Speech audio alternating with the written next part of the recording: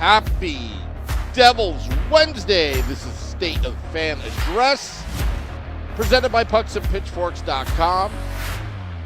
I'm your host, Sam Wu, here with the editor-in-chief extraordinaire, Nick Villano, coming to you live from the Primetime Radio Studios in North and South Jersey.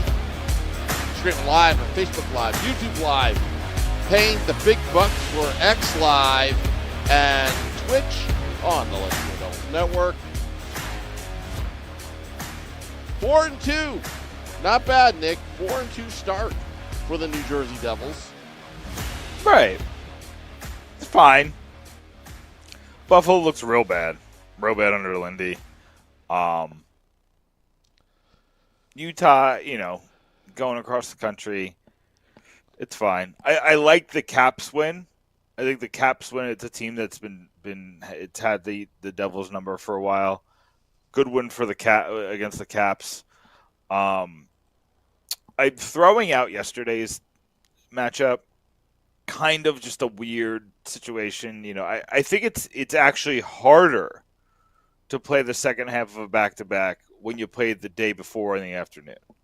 It doesn't make logical sense, but these guys are so about the routine that the fact that they just threw them off the routine that harshly, and this was a Hurricanes team that has played one game this season and they didn't play well, so their coach was probably on their behinds.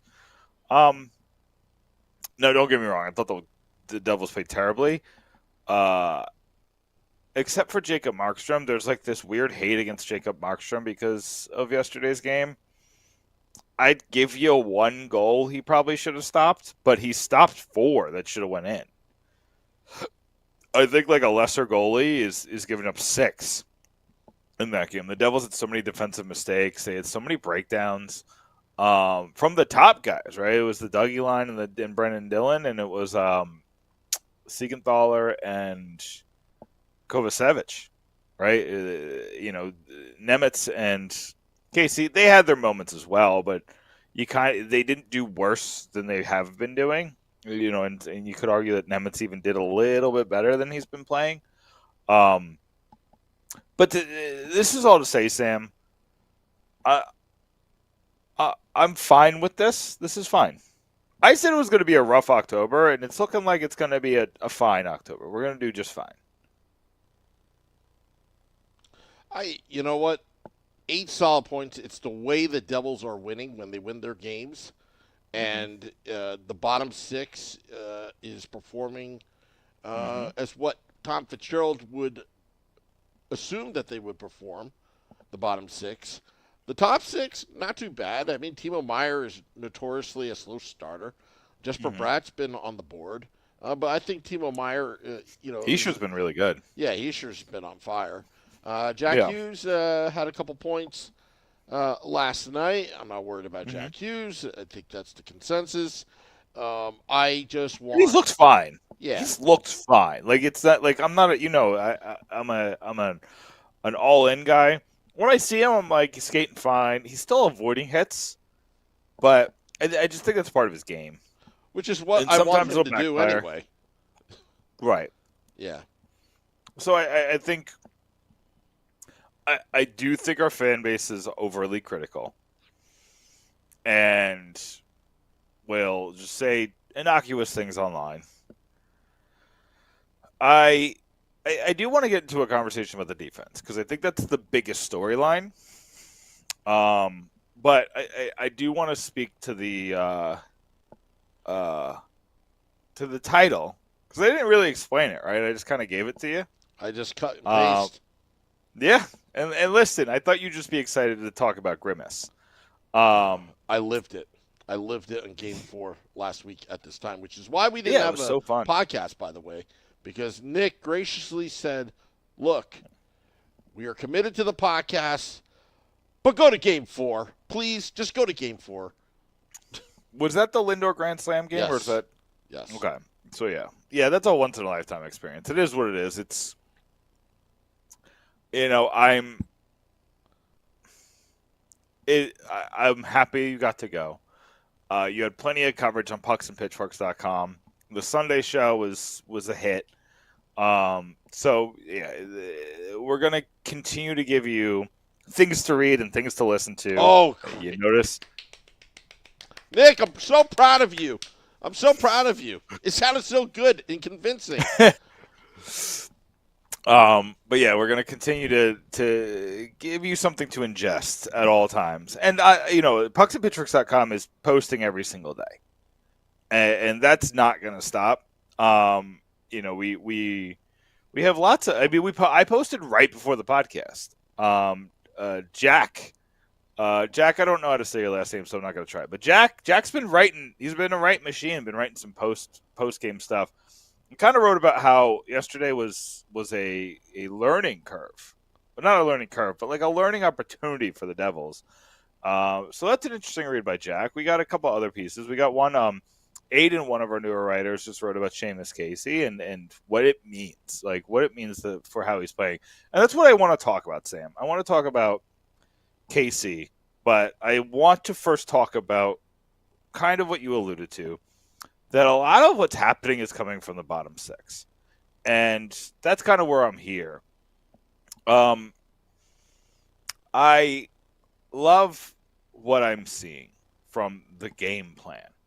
I wanted the Devils to always play like the 2012 team that forechecked the stuff of nightmares.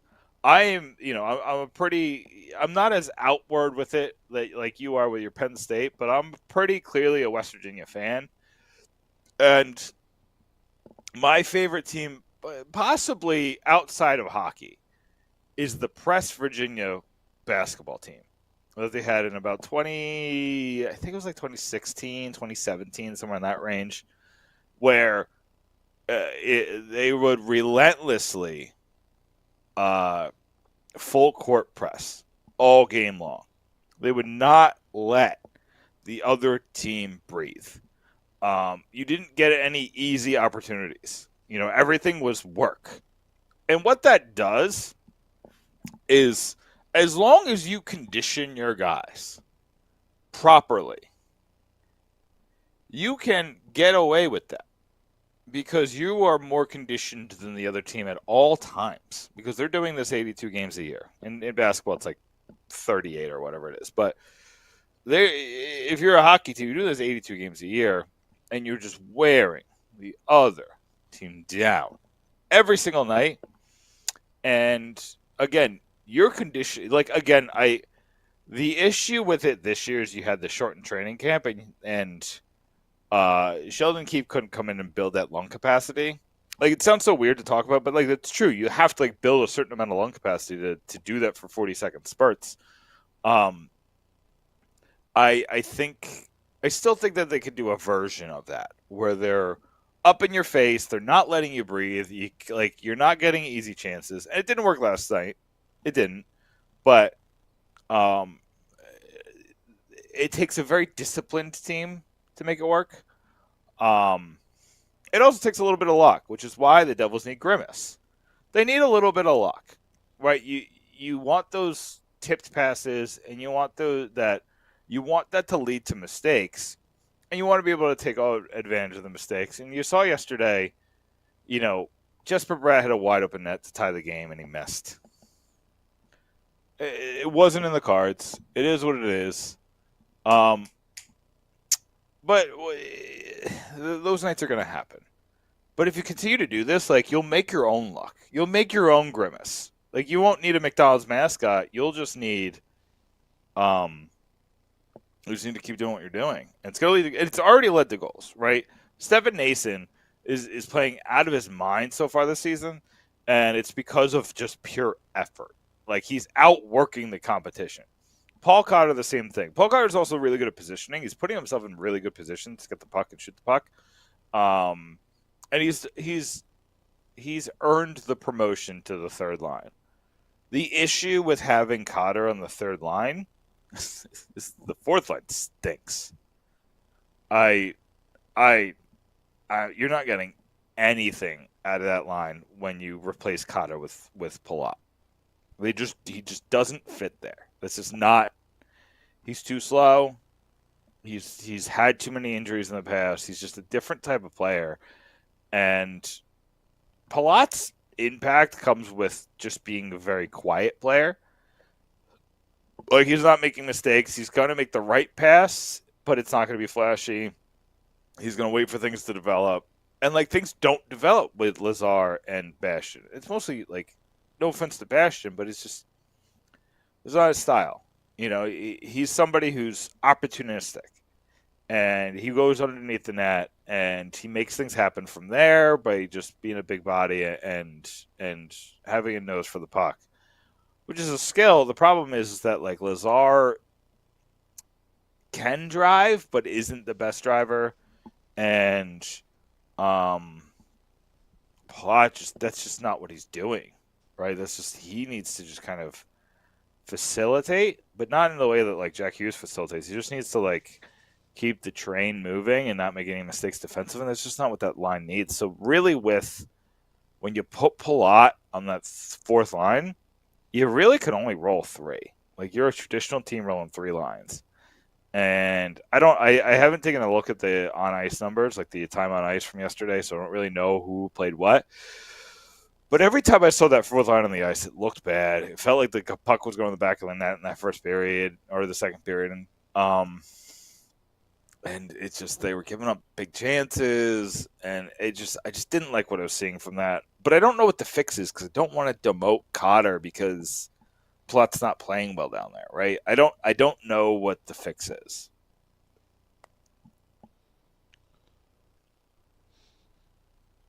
I can tell you what. I think this is way too early to be talking about this. Well, I mean, you could line chemistry kind of just happens. You gotta mix and match. You get the entire season to figure it out. I understand, but I could point out when something doesn't work. Yeah, of course. But it Yeah, sounds like that's all I'm saying. It sounds like you're all depressed about it, but really, let's talk about the 4-2 Devils, the third line that's performing. Right, yeah. I mean, Paul Cotter and Stefan Nason are magic together. And then with Eric Holla there, I mean, the fix might just be flipping Holla and Lazar. Because I think Holla makes more sense with Palat, and I think Holla can drive a little bit better than Lazar for what you're trying to have him do. But then again, you're demoting Holla. You know, it's just a weird situation. But again, it's early, like you said, and they're going to try a bunch of different line combinations. And Sheldon Keefe is known for changing lines. He's not Lindy level with the lines in a blender, but you hear from Maple Leafs fans a lot that he changes lines pretty often. He never kind of rests on his laurels. And, you know, Leafs fans can say what they want, but those Leafs teams were wildly successful in the regular season.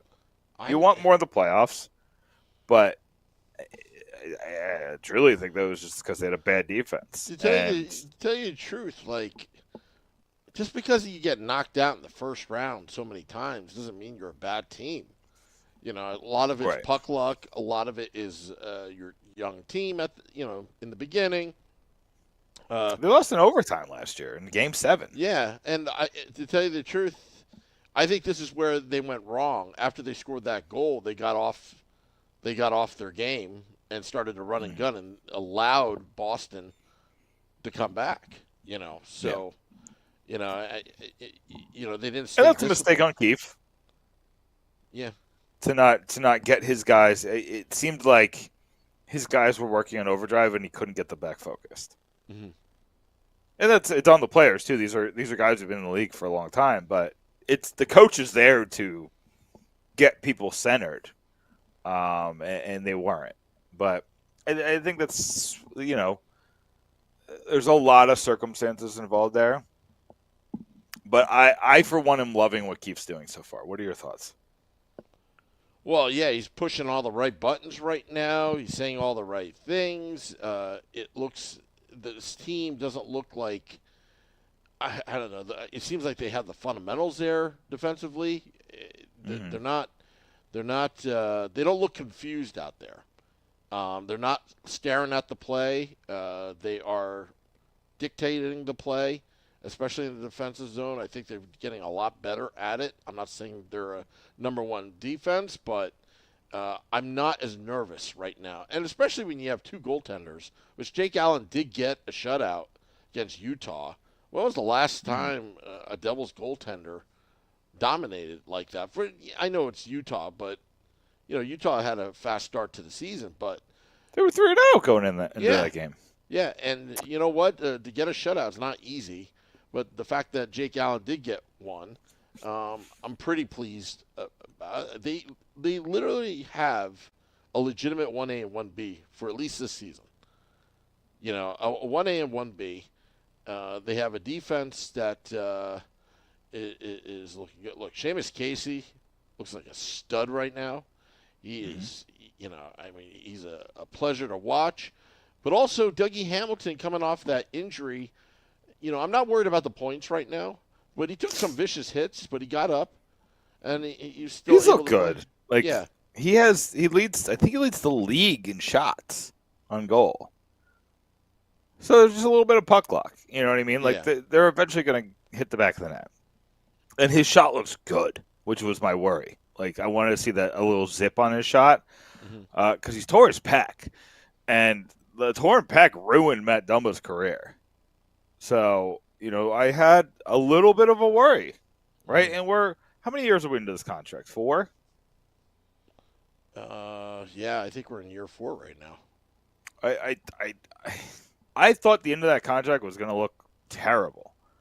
And it's early. Defensemen do fall off pretty fast after 30, 31, 32. But I don't know. I see Brett Burns.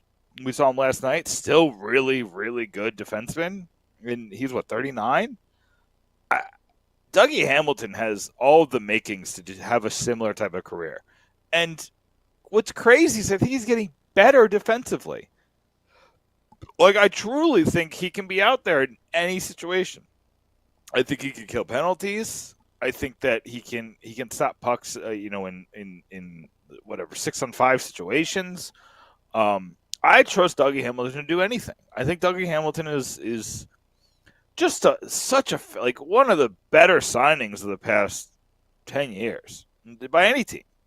I'm not saying he's the best. There's obviously better ones like Sam Reinhart, and I actually think he was a trade. But there's Zach Hyman is what I was thinking of. There are better signings, but everybody was questioning the price tag, the $9 million a year.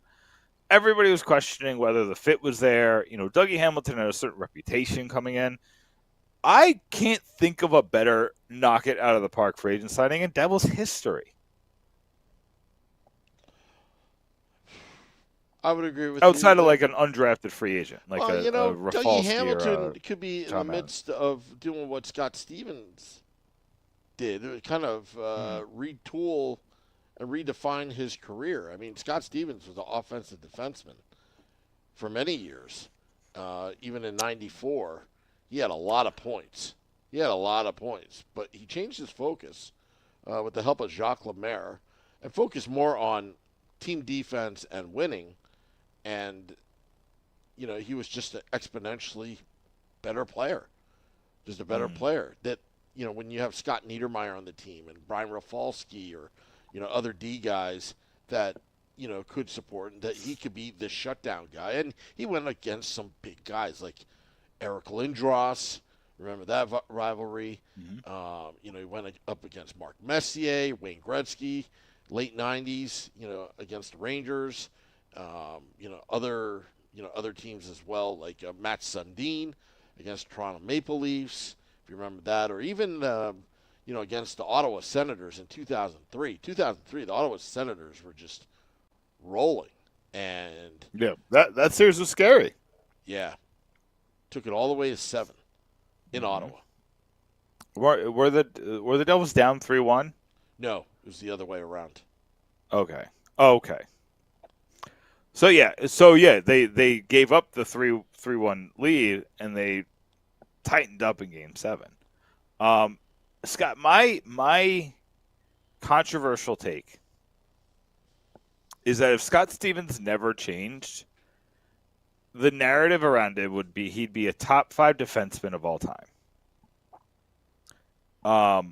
When you talk about the top defenseman of all time, most of them get have just stupid amount of points, like the Ray Borks, the Bobby Orrs, even today, like the Eric Carlsons. I know he's fallen off quite a bit, but he won a Vezina on the San Jose Sharks because he had 100 points.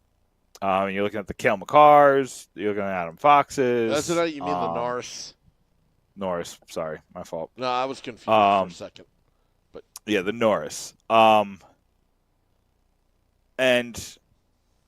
Scott Stevens changed. Scott Stevens, if he just kept playing how he was playing and never changed the way he played, he wins a Norris, at least one, probably two. But I don't know if the Devils win a cup. Because that first year that he changed, they won that cup. Something happened in that Rangers series where Stevens saw what the Devils needed.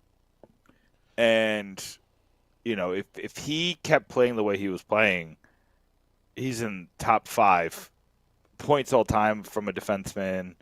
He's always up there in that the Norris conversation because he's one of the leaders in points for most of his career.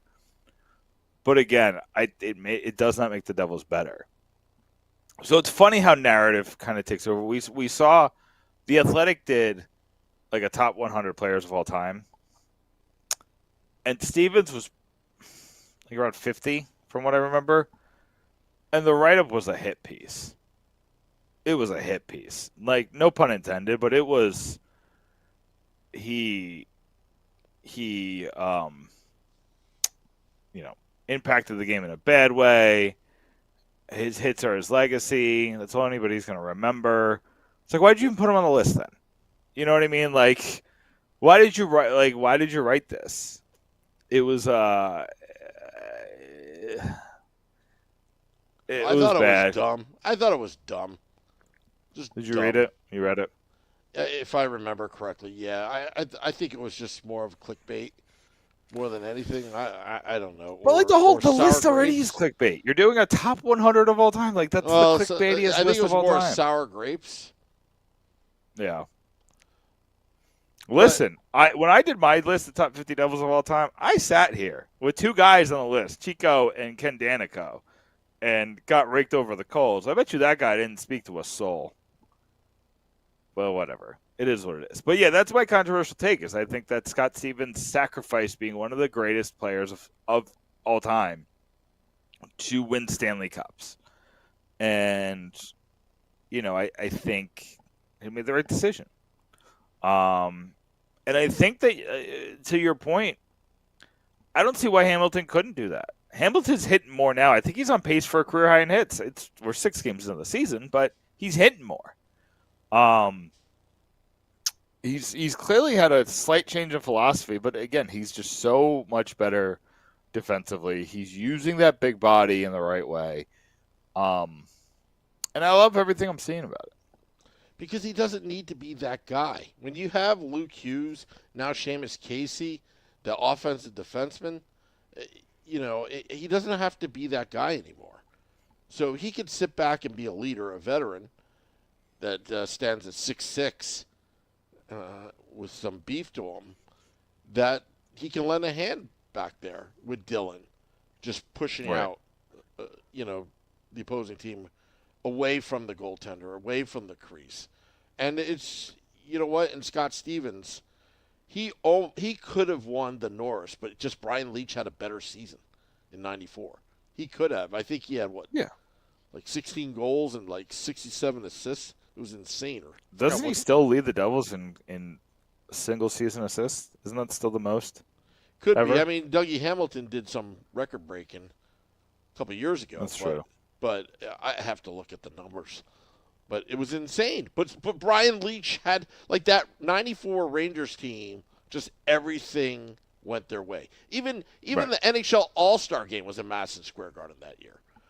Everything went their way.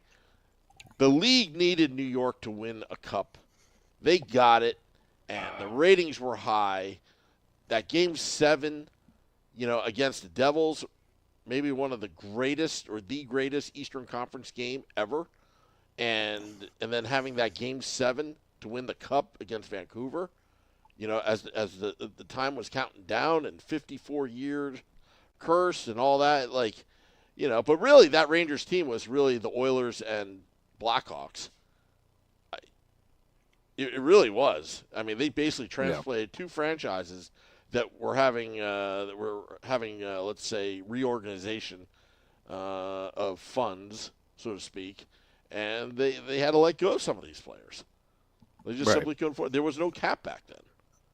It's so wild that Game 7 between the Devils and Rangers is so good that we don't talk about the fact that they won it in Game 7 in the final, in the Stanley Cup final. Yeah. Right? We still even Rangers fans talk about the Devils game. National media talks about the Devils game. You never hear about, and the Canucks have never won a cup. Yeah. So you would think that's the one they would talk about, right? We were so close. We were inches away from we're one game away from lifting the Stanley Cup for the first time in Vancouver. But Vancouver still talks about 2011 when they lost to Boston. So, but 93, maybe one of the best, or maybe the best Western Conference game ever, was between L.A. and Toronto, if I remember correctly. That was, I think that went 7 games. Wayne Gretzky literally carrying that team. And then, am I crazy that the Maple Leafs were in the Western Conference? Yes. Back in those days. Yep. Aren't they 90 miles from New York? It wasn't about geographic. It was okay. The league was in transition, a realignment at the time. I remember things made no sense. Yeah. Atlanta was in the Western Conference, right? Or no, they no. You're thinking about the Braves. The Atlanta Braves used to be in the West, but that was years ago. But again, the Seahawks used to be in the East, right? No. There was something weird. I know the Colts used to be in the East, but anyway, I need to look this up because I remember there was a team in the NFL that was or Arizona. Was Arizona in the Arizona? East? Yeah, Arizona. They used to be St. Louis. They used to be St. Louis, and then they moved to Arizona. Yeah, but they stayed in the East. They didn't move their division. Yep. Yeah. Okay. I knew it was something cockamamie. Yeah. Anyway, sorry, I just went on a rant. I know we're coming closer to the end. I want to talk about the defense because this is the question of the day. If you're the Devils, we'll start with just Brett Pesce. What do you do when Brett Pesce returns?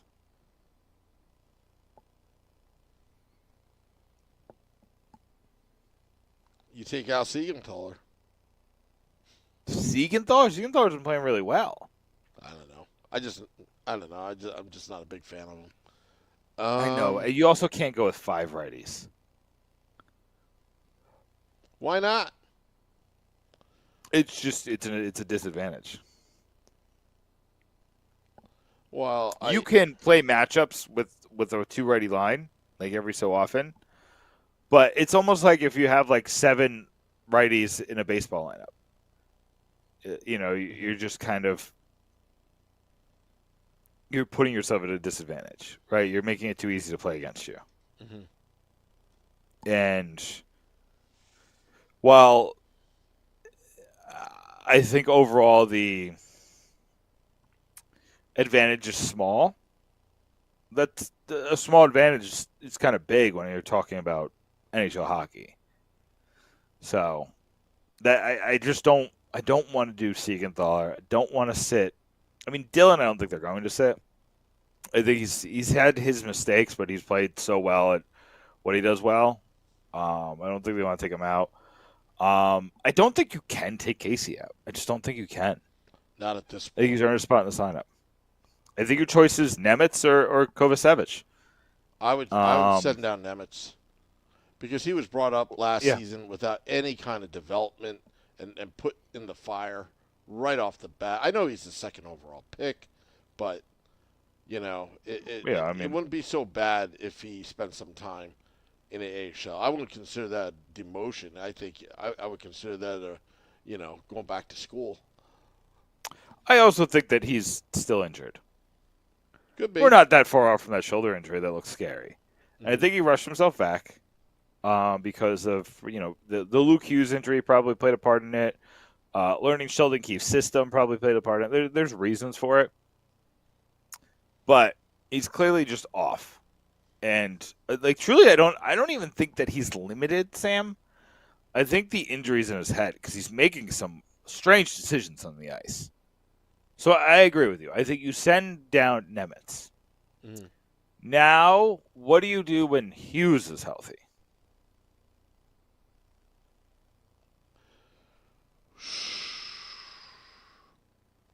It's a game-by-game basis. That's what I said. I said you slow play Pesci, you slow play Hughes, you give Casey like a game or two in the box just to see what's happening. You do the same with Kovacevic. What do you need? Do you need offense? Put Casey in the lineup. Do you need to shut them down? Then you put a defensive heavy with Kovacevic and Pesci on the right side. Mm-hmm. I think that's the way you got to go, right? It's weird because nobody's guaranteed to play 82 games then, and that's kind of the goal, especially when these guys are making this much money. But the Devils have incredible depth on the defense. People are talking about Seamus Casey beating out Lane Hudson for the Calder, and he's the golden boy up in Montreal. I think it's early for that, but Salbrini's out for a little bit, and right. But I tell you, just haven't heard much from Michkov. I know he scored not I think the other night, but hasn't been like the superstar.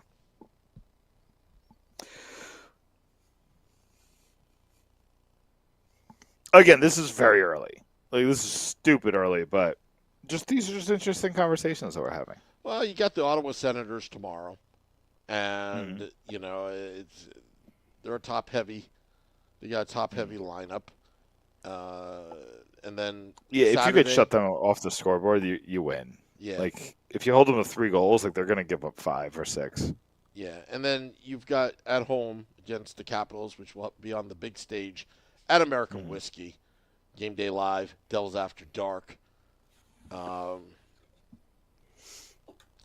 So it should be interesting. And then you got Tampa next week on Tuesday.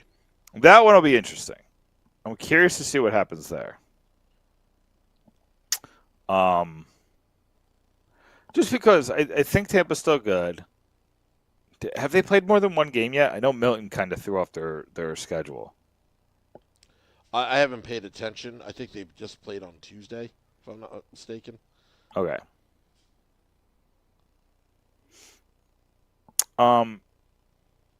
Yeah, I mean,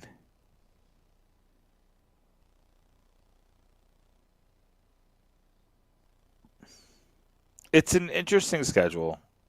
I would want them to win 2 of their next 3. I want them to be 6-3. If they're 5-3-1, it's like, all right, I accept that kind of thing. You know what I mean? But just remember how they're winning. They're getting solid points. Regulation wins. And they're earning these victories. And they're earning it as a team. They're not getting lucky here. They're earning it as a team. And I think that's what matters. It passes the eye test for me so far. But again, against elite teams, when they play Toronto, and I guess Carolina was just one of those things. I'm not going to put too much stock in that game. The second half of back-to-backs, like what you said.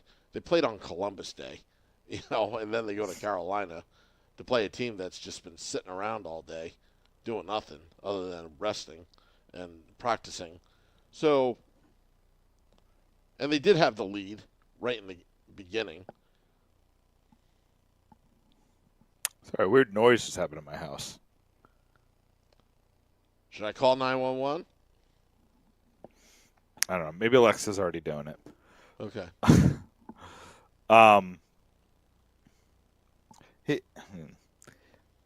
When's the first Rangers game? Was that November 19th or something? I thought it was in December. Is it all the way in December? Let me look. I'm just gonna look it up because I just want to see that game. After the Rangers stomped the Devils last year, I want to. Oh man, it's December 2nd. That's so far away. Is that home? No, it's away. No. Madison Square Garden. It's that December 23rd. I'm telling you, that December 23rd matinee game is getting me so mad. Why they put it at a 1 p.m. start? It allows other teams' fans to invade the arena because some people can't get off of work. I mean, just like, I know there are a lot of people that went to the Columbus Day matchup, but my goodness, when it's the New York Rangers, you got to be a little careful with that. No, I agree, and it's right before Christmas. You're probably gonna like. I am one to never say like I've never seen a true 50-50 crowd for a Rangers game, but you're really pushing it close, making it 2 days before Christmas when families are traveling to New York, and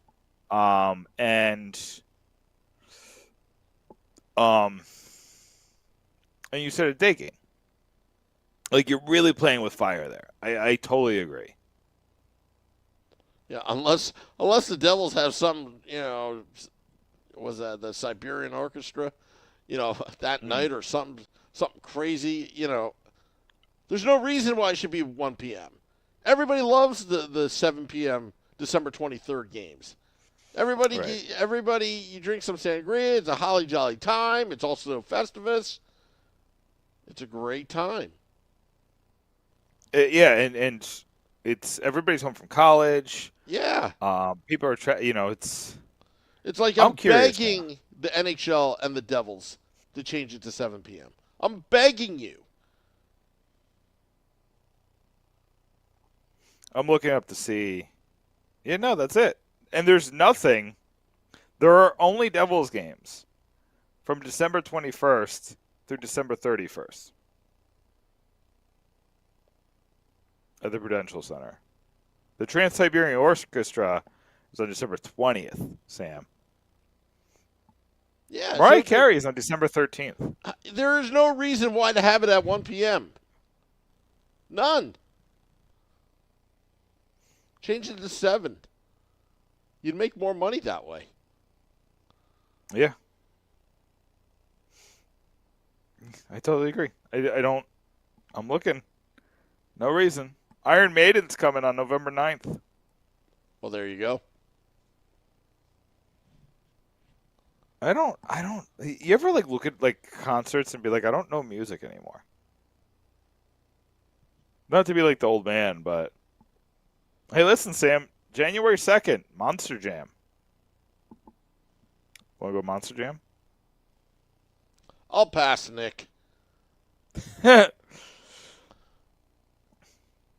You talking about Monster Trucks on Now ice? I just want to see who's coming to the Prudential Center. There's some Mary J. Blige, Cat Williams, Sebastian Maniscalco, Blake Shelton. There's some names.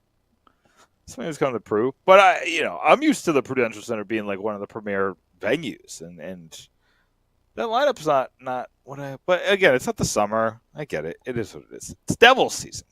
Yep, that's what it is. That's the premiere. I think we're on the same page with the defense, which is weird because we're very rarely on the same page. But I am going to write about it this week. Just what I think the Devils should do, probably after the Senators game. And I truly think we're in a good spot as Devils fans. I think this team is good. And I think they're going to get better, which is just a scary thought. Like we talked about Luke Hughes and Brett Pesce tonight, but we haven't talked about that they're doing this without them in the lineup. Those are two very good defensemen that you don't have. So I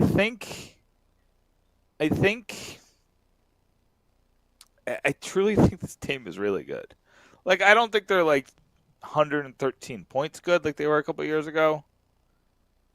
But I also don't think the Metro is going to be as good as it was that year. Well, Metro was psychotic that year. I mean, that year where they had so many points, I mean, they were playing to the extreme. Like they were going into Canada, beating every team up until the end. They swept Canada that year, right? No, they didn't. Unfortunately, the way the schedule worked, they played the Jets on like 2 days rest, while the Devils were second half of a back-to-back. So on a Saturday night. So it didn't work out that way. But I mean, they were. It was like very streaky. They started the season. Remember 0-2, the Fire Lindy chance, and then they go on a 13-game heater, and just completely turn the season around. So it was crazy. It was absolutely crazy.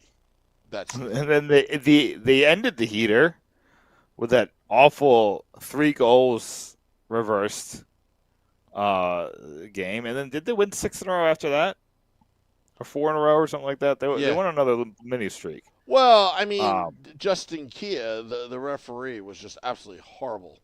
Horrible. The officiating was terrible that night. I was there. With 2 of those goals were 50-50. To reverse them both was insane. There was the one, what was it? I don't remember if Tatar ran into the goalie or Tatar scored. But the goalie was like 5 feet out of his crease and skated into Tatar and flopped worse than Neymar. And I think Nico scored. That's how I think it happened. They reversed that, and then I think it was the Bastion, right? They reversed one because of Bastion.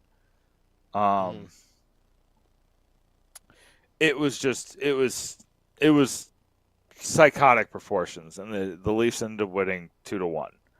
So, do I condone what happened after that, where they were throwing things on the ice? No, but do I? It was a perfect storm. Am I surprised? No. It was a perfect storm. You're talking about the day before Thanksgiving. Everybody's all liquored up. You're on a 13-game heater. You're playing the Toronto Maple Leafs. The refs were terrible. In even explaining what the call was. Remember the mess-ups that the refs had over the microphone?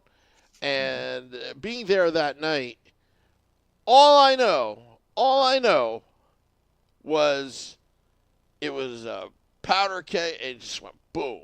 And then all these Leafs fans would just be like, oh, that's unclassy, blah, blah. They are the same fans that did it a year later. Mm-hmm. But that with was beer. funny. I think with that beer. Was funny. Yeah. So that was funny. And guess what? It couldn't have been that bad because the coach of the Toronto Maple Leafs that night took a job with the Jersey Devils. Yeah.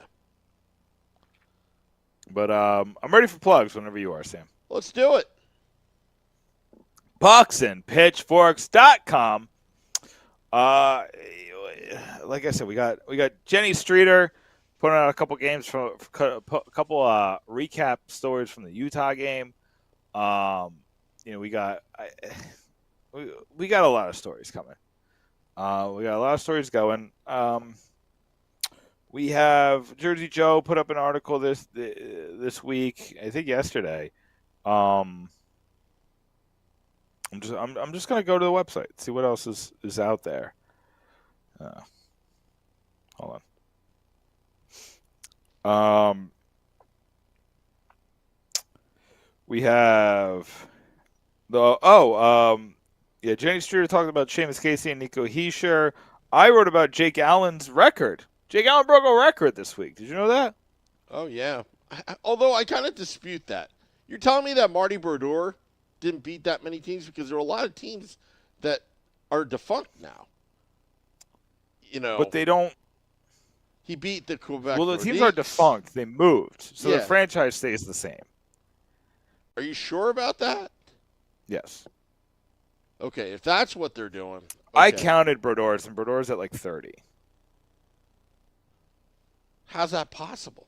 Well, in that, actually, I take that back. They moved, like when Atlanta moved to Calgary, so did all of their history. When Winnipeg moved to Phoenix, so did all of their history. When Atlanta moved back to Winnipeg, so did all of their history.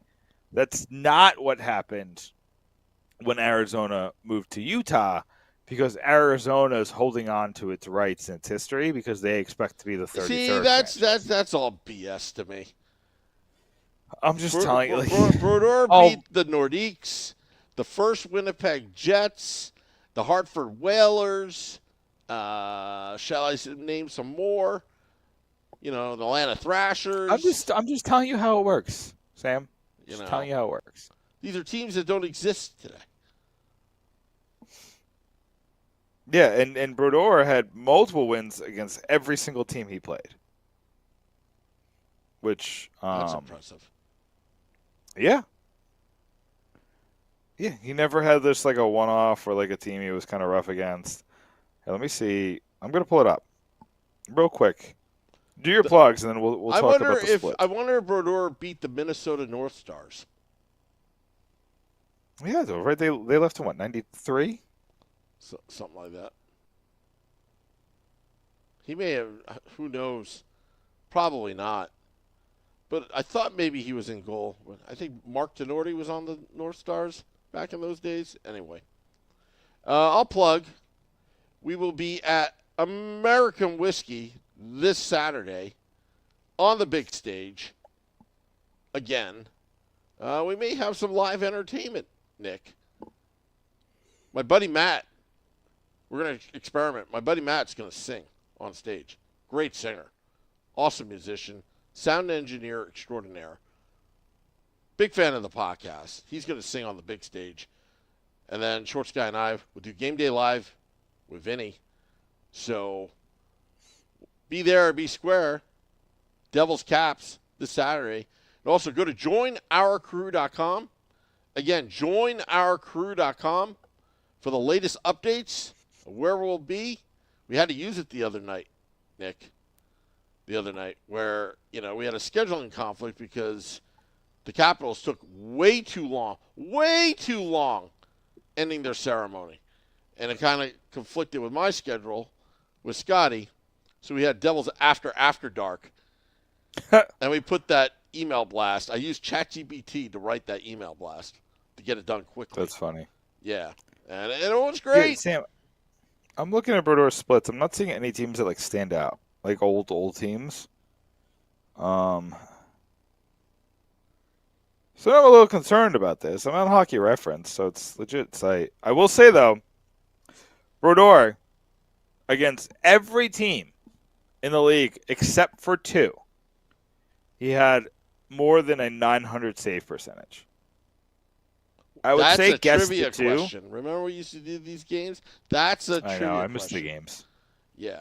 I'm going to guess They're just a lot of work. I'm going to guess which teams. I'll give you 5 guesses to get at least one right. Does it include playoffs or no? No, I think it was regular season. Detroit Red Wings. No. Oh. And how many teams are there? 2? 2. Is it an old school team that doesn't exist? You're getting 5 guesses. You can guess the teams. All right. The Hartford Whalers? No. Colorado Avalanche? No. Oof. I'm not doing too well. No. Which 2 teams did he not play well against? Oh. This is tough. Mm-hmm.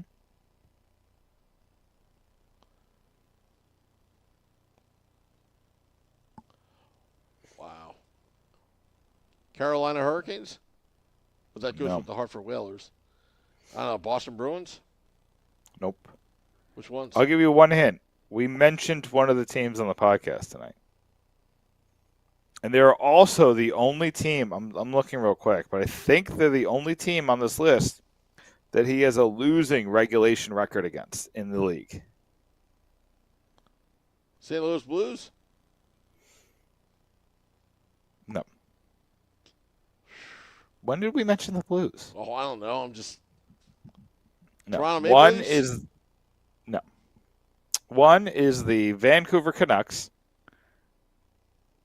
He was 6-12 in his career against the Canucks.